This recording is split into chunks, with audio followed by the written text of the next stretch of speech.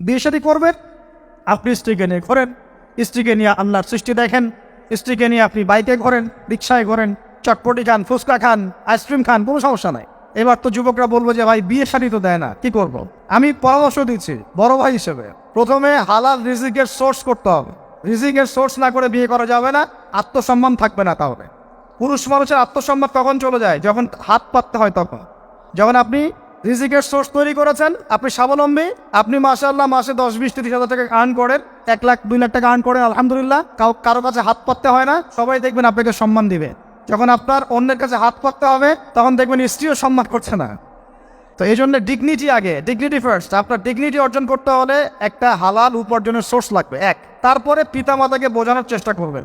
যদি কাউকে পছন্দ করেও থাকেন, না দেখেই বা শুনে যে হ্যাঁ ওখানে একজন দিনদার মেয়ে ইত্যাদি, তাহলে পারিবারিকভাবে বিয়ের প্রস্তাব পাঠাবেন, নিজে পণ্ডিতি করতে যাবেন না, পারিবারিকভাবে পাঠাবেন। যদি রাজি হয় আলহামদুলিল্লাহ, রাজি না হলে কি নিজে নিয়ে পালায় যাবেন?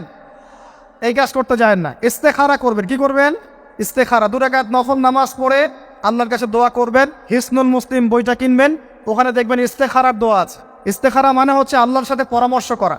আল্লাহ, আমি এই কাজটা করতে চাচ্ছি, যদি কাজটা আমার জন্য ভালো হয়, আমার দুনিয়া আখিরাতের জন্য ভালো হয়, আল্লাহ কাজটাকে তুমি সহজ করে দাও, আল্লাহ কাজটার মধ্যে বরকত দান করে দাও। আর যদি এই কাজটা দুনিয়া আখিরাতের জন্য খারাপ হয়, আল্লাহ তুমি কাজটাকে সরায় দাও, আমাকেও কাজটা থেকে সরায় দাও। এটা হচ্ছে ইস্তেখারা। এই দোয়া বেশি বেশি করলে ইনশাল্লাহ আল্লাহর পক্ষ থেকেই ফয়সালা হবে। আর এই জায়গায় বেশি ব্যতিব্যস্ত হবেন না। অনেক সময় কিন্তু ফ্যান্টাসিতে ভুগি আমরা, অস্থির হয়ে যাই। অস্থির হলেই ডিসিশন নিতে ভুল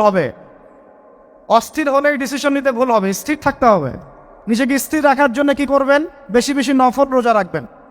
বেশি বেশি কি করবেন? নফল রোজা রাখবেন। আর ভালো কাজে ব্যস্ত রাখবেন নিজেকে। ভালো কাজে কি করবেন?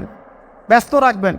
একা একা থাকলে আর এই যে খারাপ সার্কেলের মধ্যে থাকলেই মাথার মধ্যে শয়তান ভর করবে, তখন দেখবেন অস্থির হয়ে গেছেন আপনি। আর স্থির হওয়ার চেষ্টা করেন, ভালো কাজে ব্যস্ত রাখেন, হালাল পথ অবলম্বন করে হারাম থেকে বেঁচে থাকেন।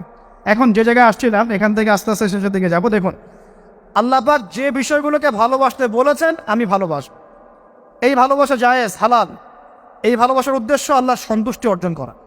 এই ভালোবাসার উদ্দেশ্য এই নয় যে আমি যাকে ভালোবাসি তার কাছে আমি কিছু প্রত্যাশা করছি। না, আমি কিছু প্রত্যাশা করছি না, আমি প্রত্যাশা করছি আল্লাহর সন্তুষ্টি। তখন দেখবেন সে আপনাকে কষ্ট দিলেও আপনি সবর করতে পারবেন। কেন সবর করতে পারবেন? কারণ আপনি তো আল্লাহর সন্তুষ্টির জন্য তাকে ভালোবাসছেন, আপনার তো কোনো স্বার্থ নাই। এখন আপনি দেখবেন রিল্যাক্স থাকতে পারবেন, সম্পর্ক টিকেও থাকবে, এবং আপনি ক্ষমা করতে পারবেন মানুষকে। যখন নিজের চাওয়াটাকে আপনি ইনফোর্স করতে চাইবেন, তখন কিন্তু আপনি এই সম্পর্ক নষ্ট করে ফেলতে পারেন, কারণ আপনি হক পাচ্ছেন না। সামনে আসেন। এবার আমরা কি ওয়াদা করতে পারি যুবক ভাইরা, তো ইনশাআল্লাহ তাআলা আমরা হারাম পথে যাব না, হালাল পথে থাকবো। এই সমাজ থেকে জেনা বন্ধ করতে হবে, এই সমাজ থেকে ফ্রি মিক্সিং বন্ধ করতে হবে, এই সমাজ থেকে সমস্ত পতিতালয়কে বন্ধ করতে হবে। বন্ধ করে আমরা সামাজিক উদ্যোগ নিয়ে, প্রয়োজনে আমাদের পলিটিক্যাল পাওয়ারকে কাজে লাগিয়ে সমস্ত পতিতালয়গুলো বন্ধ করে ওই মেয়েদের রিজিকের জন্যে আমরা বিকল্প ব্যবস্থা করবো ইনশাআল্লাহ। আমরা টাকা পয়সা একত্রিত করে তাদের জন্য কর্মসংস্থান করতে পারি না? এইগুলো কাজ করে নারীর অধিকার প্রতিষ্ঠা করা যায় না? নাকি রাস্তাঘাটে গাড়ি স্লোগান দিয়ে প্রতিষ্ঠা করা যাবে? সমস্ত যে নোংরা জায়গাগুলো আছে এগুলো বন্ধ করে ওই মেয়েরা কিন্তু কারো মা, ওরা দেখবেন কারো বোন, কারো স্ত্রী বা কারো সহধর্মিনী কিছু একটা হবেন। তারাও কিন্তু মানুষ, হয়তো অন্ধকার জগৎ হারিয়ে গেছে, দালালের খপ্পরে পড়েছে বা পেটের দায়ে পড়ে কাজ করছে। যদি আমরা তাদের জন্য বিকল্প ব্যবস্থা করে দিতে পারি, আল্লাহ পাক আমাদেরকে তৌফিক দান করুন, তাদের জন্য কর্মসংস্থানের ব্যবস্থা করতে পারি, একটা মেয়েও এই হারাম পথে যাবে না ইনশাআল্লাহ। আমরা কি এভাবে নারীর অধিকার প্রতিষ্ঠা করতে পারি না? আমরা কি এতিম মেয়েদের দায়িত্ব নিয়ে করতে পারি না?